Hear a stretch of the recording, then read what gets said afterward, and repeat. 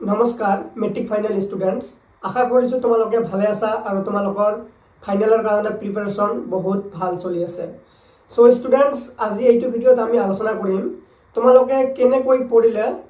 ইংৰাজী সাবজেক্টত তোমালোকে 80 পৰা 90% মাৰ্কস আৰামসে পাব পাৰা। এইটো ভিডিঅ'ত আমি সেইটো বিষয় লৈ আজি আমি আলোচনা কৰিম। ষ্টুডেণ্টছ তোমালোকে কোনো এটা বস্তু পঢ়াৰ আগত তোমালোকে বস্তুটো ভালকে বুজি ল'ব লাগে।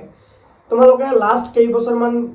কেইবছৰমান পৰা তোমালোকে দেখি আহিছা দিনে দিনে ইংৰাজী সোশ্যাল সায়েন্স বাকি সাবজেক্টবোৰৰ গোটেইখিনি কোৱেশ্চনৰ এনসাৰবোৰ অলপ টাফ হৈ আহি আছে দিনে দিনে, কাৰণ তোমালোকে অকল হাৰ্ড ওয়াৰ্ক কৰিলে নহব, তোমালোকে অলপ স্মাৰ্ট ওয়াৰ্ক কৰিব লাগিব। তোমালোকে অকল মই তোমালোকক ভালকে কৈছো, তোমালোকে ভালকে জানি ল'ব লাগিব তোমালোকৰ পৰীক্ষাত কি কি আহিব। তোমালোকে যদি ভালকে গম নপোৱা তোমালোকৰ পৰীক্ষাত কি কি আহিব, তোমালোকে কি পঢ়িবা। এনেকুৱা কিছুমান তোমালোকে বস্তু পঢ়িব লাগিব যোনবোৰ বস্তু তোমালোকৰ এক্সামত ডাইৰেক্ট হেল্প কৰিব। ডাইৰেক্ট নোৱাৰিলেও ইনডাইৰেক্ট হেল্প হ'ব লাগিব তোমালোকৰ। এনেকৈ কিছুমান বস্তু তোমালোকক পঢ়ি যাব লাগিব। সো তোমালোকে ৰাইমনা ক্লাसेस ইউটিউব চেনেলটো সাবস্ক্ৰাইব কৰিবা।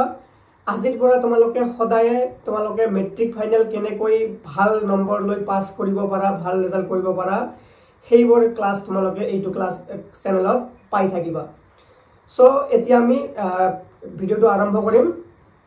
স্টুডেন্টস তোমালোকৰ যি বোৰ্ড আছে এসএসএলসি ফাইনেল এক্সাম লোৱাৰ সেৱা বা এসএফ, এই বোৰ্ডৰ পৰা তোমালোকক স্যাম্পল কোশ্চেন পেপাৰ বা মডেল কোশ্চেন পেপাৰ তোমালোকক প্ৰতি বছৰে প্ৰভাইড কৰে। এই কোশ্চেন পেপাৰত কি থাকে, এই কোশ্চেন পেপাৰত তোমালোকৰ এক্সাম প্যাটাৰ্ন দিয়া থাকে যে এমসিকিউ কিমানটা আহিব, কেনে ধৰণৰ এমসিকিউ আহিব, মানে এই পেপাৰখনত যেনেকুৱা টাইপৰ প্ৰশ্ন থাকিব সেম টাইপৰ প্ৰশ্ন তোমালোকৰ ফাইনেল পৰীক্ষাত থাকিব। অকল প্ৰশ্নবোৰ বেলেগ হ'ব। যদি এমসিকিউত 5টা স্টেটমেন্ট টাইপৰ কোশ্চেন দি দিয়ে, তোমালোকৰ পৰীক্ষাত 5ৰ পৰা 7টা স্টেটমেন্ট টাইপৰ কোশ্চেন তোমালোকক দিব। তোমালোকে এই কোশ্চেন পেপাৰখন এনালাইজ কৰি তোমালোকে পঢ়িলে তোমালোকৰ পঢ়াটো স্মাৰ্ট ৰিডিং হ'ব। সো স্মাৰ্ট ৰিডিং কৰিলে তোমালোকে ভাল ৰিজাল্ট কৰাটো একদম নিশ্চিত। সো আজিৰ বিষয়টো হ'ল ইংৰাজী বা ইংলিশ সাবজেক্ট। ইংলিশ সাবজেক্টত পেপারত কেইটা সেকশন থাকিব, section A B C D section লৈকে আছে। কোনটো সেকশনত কি থাকিব, কিমান মার্কস থাকিব। সাপোজ গ্ৰামাৰৰ পৰা তোমালোকৰ টেন্স, নেৰেশন বহুত বস্তু আছে। যদি তোমালোকে দেখা স্যাম্পল কোশ্চেন পেপাৰখনত যে টেন্সৰ পৰা 5 মার্কস আছে, সো তোমালোকে টেন্সটো ভালকে পঢ়িব লাগিব। নোটিস আহিবনে নাই, পোস্টার রাইটিং আহিবনে নাই, কেনেকৈ দিয়া থাকে, এই সকলোখিনি বস্তু আমি এইটো ভিডিওত আলোচনা কৰিম। এতিয়া আমি তোমালোকৰ কোশ্চেন পেপাৰখন ডিসকাস কৰিম। ঠিক আছে, তোমালোকে চাই থাকা ভিডিও। স্টুডেন্টস এইখন হল তোমালোকৰ ইংলিশৰ স্যাম্পল কোশ্চেন পেপাৰ বা মডেল কোশ্চেন পেপাৰ হয়, আৰু সেম এনেকুৱা ধৰণৰ প্ৰশ্ন তোমালোকৰ পৰীক্ষাত আহিব। ইয়াত তোমালোকে দেখা পাইছা সেম এনেকৈ সাবজেক্ট কোড থাকিব। ঠিক আছে, টোটাল পেজ আছে 15টা। এটো কোড হল এম 2025 ইংলিশ সাবজেক্টৰ। তোমালোকৰ ফুল মাৰ্কস হ'ব 90 আৰু 5 মাৰ্কস হ'ব কিমান 27 হ'ব তোমালোকৰ 5 মাৰ্কস। আৰু তোমালোকৰ সময়সীমা কিমান থাকিব পৰীক্ষাৰ, তোমালোকে 3 ঘণ্টা সময় লিখিব লাগিব। এতিয়া আমি কি চাম, তোমালোকৰ প্ৰশ্ন কেনেকুৱা ধৰণৰ আহিব। ইয়াত চাও তোমালোকৰ সেকশন এ। তোমালোকে এই বস্তুখিনি তোমালোকে নিজৰ বহি আৰু কলম লৈ লগত বহিবা, তোমালোকে লিখি ৰাখিবা। সেকশন এত কি থাকিব, সেকশন এত থাকিব choose the correct option for the following. অর্থাৎ এমসিকিউ 4টাকৈ অপশন দিয়া আছে, কারেক্ট অপশনটো তোমালোকে বাছি উলিয়াব লাগিব। ইয়াত আছে 1 × 45 = 45, অর্থাৎ 45টা এমসিকিউ থাকিব তোমালোকৰ পৰীক্ষাত, আৰু প্ৰতিটো এমসিকিউৰ কিমান নাম্বাৰ থাকিব, 1 নাম্বাৰকৈ তোমালোকৰ থাকিব। ইয়াত এতিয়া আমি চাম তোমালোকৰ স্টেটমেন্ট টাইপৰ শৰ্ট কোশ্চেন্স আহে নেকি, এমসিকিউ আহে নেকি, এইবোৰ আমি চাম। এমসিকিউ টাইপৰ আহে। ইয়াত চোৱা এই 7 নম্বৰত এটা প্ৰশ্ন দিছে স্টেটমেন্ট 1 আৰু স্টেটমেন্ট 2। ইয়াত দুটা স্টেটমেন্ট দিছে আৰু অপশনত কি দিছে, statement 1 is true and statement 2 is false. এনেকৈ তোমালোকে এই দুটা পঢ়িব লাগিব। সো ইয়াৰ পৰা আমি কি গম পালো যে আমালোকে এতিয়া চেপ্টাৰবোৰ পঢ়োতে ভালকে বুজি মিলি পঢ়িব লাগিব। অকল কোশ্চেন আনসাৰ মুখস্থ কৰি দিলে নহব। পাঠটো তোমালোকে বুজি পালে, ইংৰাজী কিছুমান কি ওয়াৰ্ডস বা মেইন শব্দবোৰ মিনিং জানিলে, অৰ্থ জানিলে তোমালোকে এইখিনি কৰিব পাৰিবা। ইয়াত স্টেটমেন্ট দুটা দিয়া আছে। এতিয়া দুটাই শুদ্ধ নে 1 নম্বৰ ষ্টেটমেণ্টটো ভুল বা 2 নম্বৰ ষ্টেটমেণ্টটো শুদ্ধ নে 2 নম্বৰ ষ্টেটমেণ্টটো ভুল 1 নম্বৰটো শুদ্ধ আমি কেনেকৈ ক'ব পাৰিম যদি আমি পাঠটো ভালকৈ বুজি পঢ়িছোঁ তেতিয়া ক'ব পাৰিম আৰু কি থাকিব এনেকুৱা ধৰণৰ খালী ঠাই দিয়া থাকিব খালী ঠাইত কি হ'ব ভৰিব লাগিব এনেকৈ 45টা কি থাকিব তোমালোকৰ MCQ থাকিব আৰু এনেকুৱা ধৰণৰ চোৱা এইটো তোমালোকে এই আন্ডাৰলাইনত থকা শব্দটোৰ মিনিং ইয়াৰ পৰা উলিয়াব লাগিব ইয়াত আন্ডাৰলাইন দিছে আন্ডাৰলাইনত থকা দুটা দিছে ষ্টেটমেণ্ট আমি এটা পালো তাৰ পিছত ইয়াত চোৱা আৰু এটা ষ্টেটমেণ্ট দি দিছে ইয়াত এটা ষ্টেটমেণ্ট দি দিছে সো তোমালোকৰ বহুত ষ্টেটমেণ্ট দি দিছে ইয়াত চোৱা এইবোৰ গোটেইখিনি ষ্টেটমেণ্ট আৰু অৰ দিয়া থাকিব তোমালোকৰ ঠিক আছে অৰ দিয়া থাকিব এইটো প্ৰশ্নৰ নাইবা এইটো প্ৰশ্ন কৰিব তোমালোকে পাৰিবা যিকোনো ইচ্ছা ঠিক আছে তাৰ পিছত আৰু এইবোৰ প্ৰশ্ন তোমালোকৰ ফুটপ্ৰিণ্টছৰ পৰা আছে যি তোমালোকৰ সাপ্লিমেন্টাৰী ৰিডাৰ আছে এই ফুটপ্ৰিণ্টছৰ পৰা এইখিনি প্ৰশ্ন আছে ঠিক আছে সো আমি ইয়াৰ পৰা কি গম পালো ইয়াত চোৱা চেপ্টাৰ দিয়া আছে হিন্ট মিডনাইট ভিজিটৰ দিছে তোমালোকক এই মিডনাইট ভিজিটৰৰ পৰা এইটো MCQ দিছে তোমালোকক ঠিক আছে আৰু এইটো দিছে এ কোৱেশ্চন অফ ট্ৰাষ্ট এইখিনি এনসাৰ কৰিব লাগিব নাইবা তোমালোকে এইখিনি এনসাৰ কৰিব লাগিব সো কিমান টাফ হ'ব তোমালোকৰ পৰীক্ষাটো টাফ হলেও প্ৰবলেম নাই তোমালোকে টেনশন নলবা মই ইয়াৰ ওপৰত বেস কৰি তোমালোকক ইংলিশ পঢ়াম ঠিক আছে তোমালোকে যদি ভাল ৰিজাল্ট কৰাৰ মন আছে তোমালোকে মোৰ চেনেলটো ফলো কৰিবা সদায় ক্লাস পাই থাকিবা ইয়াৰ পৰা আমি কি গম পালো যে আমাক বহুত ভালকৈ পাঠখিনি বুজি পঢ়িব লাগিব কাৰণ MCQ বেস কোশ্চেন দি দিয়া আমাক ঠিক আছে আৰু এইটো চোৱা এই প্ৰশ্নটো চোৱা 22 নম্বৰ প্ৰশ্ন what does the boy feel when he lost the ball as mentioned in the ball poem এনেকুৱা একেবাৰে শৰ্ট কইও বহুত কিটা প্ৰশ্ন আহিব ঠিক আছে এতিয়া আমি চাম তোমালোকৰ সেকশন বি কি আহিব ঠিক আছে সেকশন বি কি আহিব তোমালোকৰ এইখিনি বস্তু আমি চাম সেকশন বি কি থাকে ঠিক আছে তোমালোকে ভিডিওটি শেষলৈকে চাই থাকিবা 41 হল 45 লৈকে তোমালোকৰ MCQ দিয়া আহিল কি তোমালোকৰ সেকশন বি কি আছে ইয়াত চোৱা এনসাৰ দা ফলোইং ব্ৰাইফলি 2 into 10 অৰ্থাৎ 10টা প্ৰশ্ন থাকিব 2 মাৰ্কসৰ কিমান নম্বৰ হ'ব 20 মাৰ্কস থাকিব অৰ্থাৎ 2 নম্বৰ থকা প্ৰশ্ন 10টা থাকিব আৰু এইখিনি আহিব তোমালোকৰ ডাইৰেক্ট ইংলিশ কিতাপৰ পৰা ঠিক আছে ইংলিশ কিতাপৰ পৰা তোমালোকৰ 10টা মান প্ৰশ্ন আহিব এইবোৰ বস্তু আমি ডাইৰেক্ট কমন পেলাব পাৰিম ঠিক আছে তাৰ পিছত এতিয়া তোমালোকে চোৱা ইয়াত এটা কি দিছে এইটো দিছে চোৱা এইটো ৰিড দা প্যাসেজ এইখিনি পঢ়ি এইবোৰ কোশ্চেন আনসাৰ কৰিব লাগিব এটা প্যাসেজ দিব তোমালোকৰ এইটো পাঠৰ পৰা উঠাই দিছে সেকশন সি কি থাকিব সেকশন সি কি দিছে সেকশন সি দিছে কি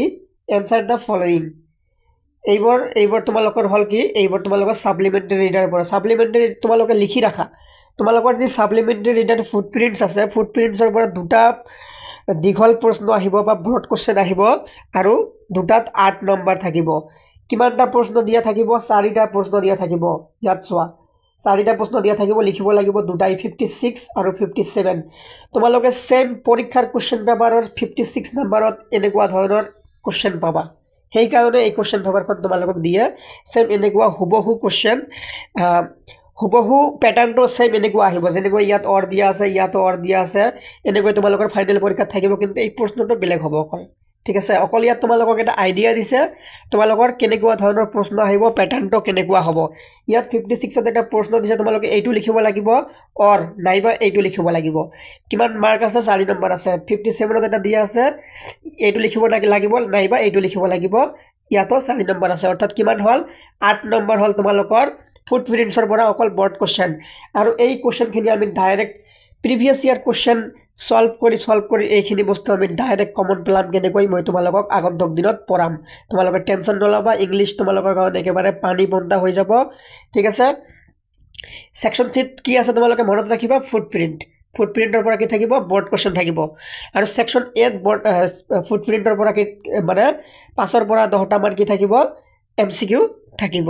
এতিয়া হল তোমালোকৰ কি সেকশন ডি নো কি থাকিব সেকশন ডি আটাইতকৈ ইম্পৰ্টেন্ট হয় সেকশন ডি টু আৰু যোনটো তোমালোকে মোৰ ৰাইমনা ক্লাছ চেনেলটো ফলো কৰিলে 100% এইখিনি তোমালোকে কভাৰ কৰিব পাৰিবা এইখিনি দায়িত্ব মোৰ তোমালোকে অকল মই যেনেকৈ পঢ়াম মই তোমালোকক যেনেকৈ কম এই কথাখিনি ফলো কৰিবা সেই হিচাপত তোমালোকে পঢ়িবা তোমালোকে 100% এইখিনি বস্তু তোমালোকে পাবা আৰু আটাইতকৈ বেছি নম্বৰ ইয়াতে পাবা অলপ ভালকৈ পঢ়িলে এইখিনি মাৰ্ক তোমালোকে 100% পাই যাবা সেকশন ডি ঠিক আছে 58 নম্বৰ তোমালোকে সেকশন ডি ফাইনাল পৰীক্ষাটো তোমালোকৰ সেকশন ডি 58 পৰা কোশ্চেন আৰম্ভ হ'ব এনেকৈ অৰ দিয়া থাকিব অকল প্ৰশ্নবোৰ বেলেগ হ'ব বুজিলা মই তোমালোকক কি কৈ আছো ইয়াত কি আছে এছে লিখিব আহিব 57 ত এছে আছে নহয় তোমালোকে সৰি 58 ত এছে আছে তোমালোকে ফাইনাল পৰীক্ষাটো 58 ত এছে পাবা ৰাইট এন এছে on any one of the following topics ইয়াত তিনিটা অপচন দিয়া আছে importance of sports your favorite tourist destination a visit to place of historical interest তিনিটা অপচন দিয়া আছে যিকোনো এটা তোমালোকে এছে লিখিব লাগিব নম্বৰ থাকিব কিমান 5 কিমান নম্বৰ থাকিব 5 আৰু মই যদি তোমালোকক কওঁ মই তোমালোকক এছে লিখাব শিকাম যিকোনো প্ৰশ্ন আহিলে তোমালোকে এছে কেনেকৈ লিখিবা সেইটো বস্তু মই তোমালোকক শিকাম তোমালোকে চেনেলটো নিশ্চয় ফলো কৰিবা আৰু মই কোৱা হিচাপত তোমালোকে এতিয়াৰে পৰা আৰম্ভ কৰা ঠিক আছে তোমালোকে ইংৰাজী পঢ়াৰ প্ৰথমটো ষ্টেট হল মানে তোমালোকৰ প্ৰথমটো কাম হল তোমালোকে কেনেকুৱা ধৰণৰ প্ৰশ্ন আহিব সেইটো জনা তাৰ পিছত তোমালোকৰ কি হ'ব তোমালোকে পিৱাইকিউ জানিব লাগিব কেনেকুৱা ধৰণৰ প্ৰশ্ন আগত আহিছে ঠিক আছে যদি তোমালোকে এছে নিলিখা টেনশন নাই অৰ দিয়া আছে নাইবা কি লিখিব লাগিব তোমালোকক write a story on the basis of the following outline gives a suitable title কি কৰিব লাগিব তোমালোকে এটা ইয়াত অকমান hints দিয়া আছে এটা গল্প আছে ইয়াত গল্পখিনি সম্পূৰ্ণ কৰা নাই এই গল্পটো তোমালোকে সম্পূৰ্ণ লিখ কৰিব লাগিব আৰু এটা সুন্দৰ টাইটেল লিখিব লাগিব ঠিক আছে টাইটেল কাক কয় যেনেকৈ ইয়াত ওপৰত দিয়া আছে সেকশন ডি এনেকৈ ওপৰত এটা তোমালোকে টাইটেল লিখি তলত তোমালোকে গল্পখিনি লিখিব লাগিব সো তোমালোকে মনত ৰাখিবা তোমালোকে হয় এছে লিখিব লাগিব নাইবা তোমালোকে কি লিখিব লাগিব ষ্টৰি ৰাইটিং লিখিব লাগিব মই তোমালোকক ষ্টৰি ৰাইটিং লিখাও শিকাম এই এছে লিখাও শিকাম আমি গোটেইখিনি পিৱাইকিউ অৰ্থাৎ মেট্ৰিক পৰীক্ষা কমসে কম 10 বছৰ আগৰ পৰা কি প্ৰশ্ন আহি আছে গোটেইখিনি সলভ কৰি সেই হিচাপত মই তোমালোকক শিকাম কমন দিম জনবৰ অহাৰ সম্ভাৱনা বহুত বেছি থাকিব ঠিক আছে এতিয়া সোৱা 59 তোমালোকক বাৰে কৈ আছো তোমালোকে যদি ভাল নম্বৰ অনাৰ ইচ্ছা আছে মেট্ৰিক পৰীক্ষাত তোমালোকে যদি লেটাৰ মাৰ্কস অনাৰ তোমালোকৰ ইচ্ছা আছে তোমালোকে সেকশন ডি ভালকে পঢ়িবই লাগিব ঠিক আছে এতিয়া সাম 59 ত কি আছে 59 ত থাকিব তোমালোকৰ কি ৰিপৰ্ট এটো হল তোমালোকৰ ৰিপৰ্ট ৰাইটিং তোমালোকক মই এনেকৈ শিকাম তোমালোকে এবাৰ চালে তোমালোকে যিকোনো প্ৰশ্ন আহিলে ৰিপৰ্ট লিখিব পাৰিবা ৰিপৰ্টত কিমান নম্বৰ থাকিব 3 নম্বৰ থাকিব ঠিক আছে তেন্তে সেকশন ডিত কিমান হল 5 আৰু 3 কিমান হল 8 নম্বৰ অলৰেডি হৈ গল যদি তোমালোকে ৰিপৰ্ট নিলিখা অৰ দিয়া আছে টেনশন নাই যদি ৰিপৰ্ট তোমালোকৰ কমন নপৰে যদি তোমালোকে লিখিব নোৱাৰা তোমালোকে কি লিখিব লাগিব তোমালোকে লিখিব লাগিব you are a recently conducted workshop on an art craft use the following information write a report ইয়াতে তোমালোকক মানে প্ৰশ্নৰ সাবজেক্টটো বেলেগ দিছে ঠিক আছে ৰিপৰ্টত তোমালোকৰ দুটা অপচন দিয়া থাকিব সেই হিচাপত তোমালোকে লিখিব লাগিব এতিয়া তোমালোকৰ নেক্সট কি আছে ট্ৰান্সলেচন আছে সেকশন ডিত কি আছে ট্ৰান্সলেচন আছে ট্ৰান্সলেচন কিমান আছে তিনিটা আছে তিনিটা 3 নম্বৰ থাকিব তিনিটা ট্ৰান্সলেচন থাকিব মই তোমালোকক ট্ৰান্সলেচন কৰা শিকাম ট্ৰান্সলেচন তোমালোকে নকৰিলে কি কৰিবা অৰ দিয়া আছে write a substance of the following এই গল্পখিনি পঢ়ি ইয়াৰ কি কৰিব লাগিব সাৰাংশ বা সাৰ মৰ্ম ইয়াৰ মূল ভাৱখিনি তোমালোকে তোমাৰ নিজৰ ভাষাত ইংৰাজীত লিখিব লাগিব ঠিক আছে ইয়াত হল তোমালোকৰ 3 ইয়াত হল তোমালোকৰ 300 ইয়াত হল 5 কিমান হল 511 নম্বৰ তোমালোকৰ সেকশন ডিত হল আৰু নেক্সট কি আছে সাম এতিয়া আছে তোমালোকৰ সেকশন ই থাকিব কি গ্ৰামাৰ সেকশন ই থাকিব কি গ্ৰামাৰ থাকিব এতিয়া সব গ্ৰামাৰৰ পৰা কি প্ৰশ্ন বেছি আহিব তোমালোকৰ পৰীক্ষাত ঠিক আছে 61 ত কি দিয়া আছে use the correct form of the tense of the verbs given in the brackets কি কৈছে ইয়াত সোৱা ইয়াত correct form of tense মানে ইয়াত তোমালোকে টেন্সৰ পৰা দিছে correct tense কৰিব লাগিব ইয়াত তোমালোকৰ tense of the verbs এই ভার্ব যে আছে এই ভার্বটো শুদ্ধকৈ ইয়াত লিখিব লাগিব ইয়াত কি হ'ব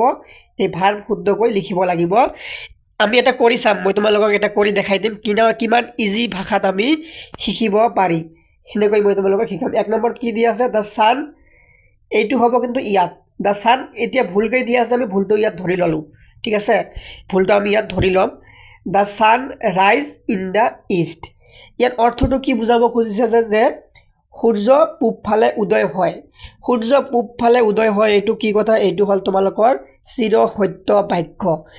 সত্য বাক্য হলে কি হয় প্ৰেজেন্ট ইনডিফিনিট টেন্স হয় প্ৰেজেন্ট ইনডিফিনিট টেন্স হলে তোমালোকে মনত ৰাখিবা ভাৰ্বৰ লগত এস বা ইএস যোগ হয় সো ইয়াত ভাৰ্ব কোনটো ইয়াত ভাৰ্ব হল ৰাইজ ইয়াত তোমালোকক কৈ দিছে কাৰেক্ট ভাৰ্ব লিখিব লাগে ৰাইজৰ লগত এস বা ইএস যোগ হলে কি হ'ব ইয়াত হ'ব এস যোগ হ'ব দা সান ৰাইজেস ইন দা ইষ্ট হৈ গল ঠিক আছে মই তোমালোকক সেম এনেকৈ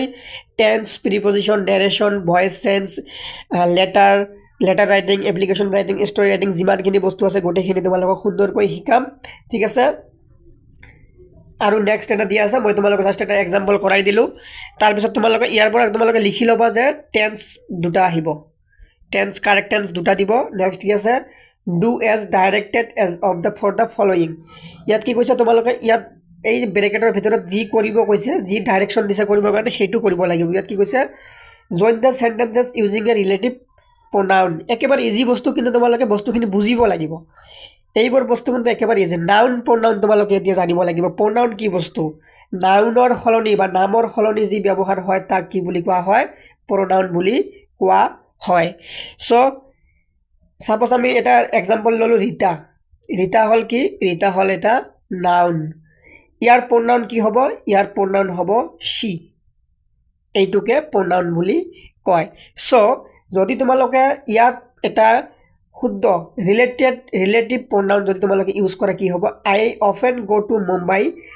is the commercial capital of India so আমি এই বাৰে বাৰে মুম্বাই শব্দটো নিলিখাকৈ আমি pronoun ব্যৱহাৰ কৰি লিখিব পাৰো ইয়াত এই মুম্বাই ঠাইটো হলনি হ'ব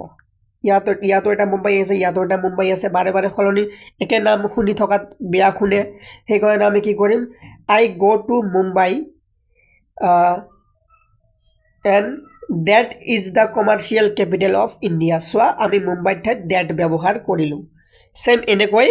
ইয়াত কি কৈছে ৰিৰাইট দা সেন্টেন্স ইউজিং ডাইৰেক্ট স্পিচ এটো কি কয় ডাইৰেক্ট স্পিচত লিখিব দিছে ডাইৰেক্ট আৰু ইনডাইৰেক্ট অৰ্থাৎ কি হ'ব নাৰেশন তাৰ পিছত কি দিয়া আছে ফলোইং দা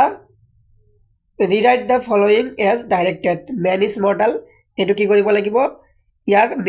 মিনিং অৰ্থটো হলনি নোহোৱাকৈ নেগেটিভ বা নাবোধক কৰিব লাগিব মেক নেগেটিভ উইদাউট চেঞ্জিং দা মিনিং কি কৰিব লাগিব অৰ্থটো হলনি নকৰাকৈ এটো নাবোধক কৰিব লাগিব well done make an assertive sentence কি কৰিব লাগিব এসাৰ্টিভ সেন্টেন্স অৰ্থাৎ তোমালোকে এইখিনি গোটেই বস্তু পঢ়িব লাগিব এসাৰ্টিভ সেন্টেন্স পজিটিভৰ পৰা নেগেটিভ কেনেকৈ কৰিব লাগে নেগেটিভৰ পৰা পজিটিভ কেনেকৈ কৰিব লাগে এইখিনি যে তোমালোকৰ 15টা পেজ থাকিব গোটেইখিনি হৈ গল আশা কৰিছো তোমালোকে ভালে পাইছা ক্লাছটো এইটো তোমালোকৰ কাৰণে খুব ইম্পৰ্টেন্ট ক্লাছ হয় আৰু তোমালোকে চেনেলটো মোৰ ফলো কৰিবা তোমালোকে আজিৰ পৰা ইংৰাজীৰ গোটেইখিনি ক্লাছ পাবা আৰু আমি আগন্তুক দিনত তোমালোকৰ সোশ্যাল সায়েন্স জেনাৰেল সায়েন্স গোটেইখিনি সাবজেক্টৰ মডেল কোশ্চেন পেপাৰ আমি আলোচনা কৰিম সো আজিৰ ভিডিওখিনি এইখিনিতে সামৰিছো ধন্যবাদ